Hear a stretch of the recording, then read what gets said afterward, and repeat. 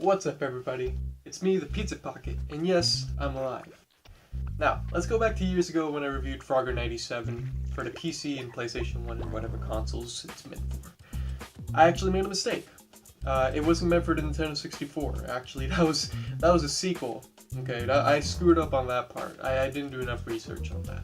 Second of all, I was actually missing ports of it. One of which being the Game Boy port, which really isn't that significant or important. But the second one sort of has more importance to it and value. And that's the Super Nintendo port.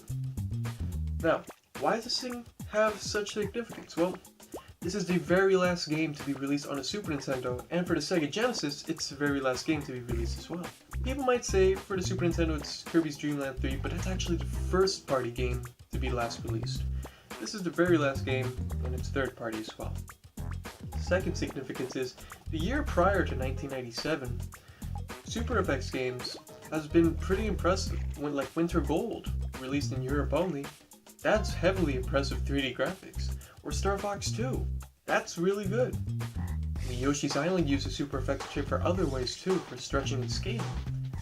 Really impressive for a Super Nintendo console, because it's 16-bit only.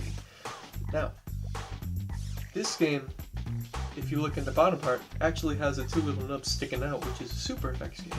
Hop into your Super Nintendo console and would you look at that? Faithful recreation. It looks exactly just like the CD game. And what's that? CD quality audio, the same soundtrack that was used. Now that's pretty good. Controls are pretty much the same too. Up, down, left, right. Controls your frog. B makes you eat your flies. A makes you do the super hop. And then L and R buttons makes you shift the camera around. That's pretty much how Frogger controls. Now, there's a secret message left by the developers if you open up the Game Boy. Now, you gotta get your Game-Bit driver and take off the screws on it.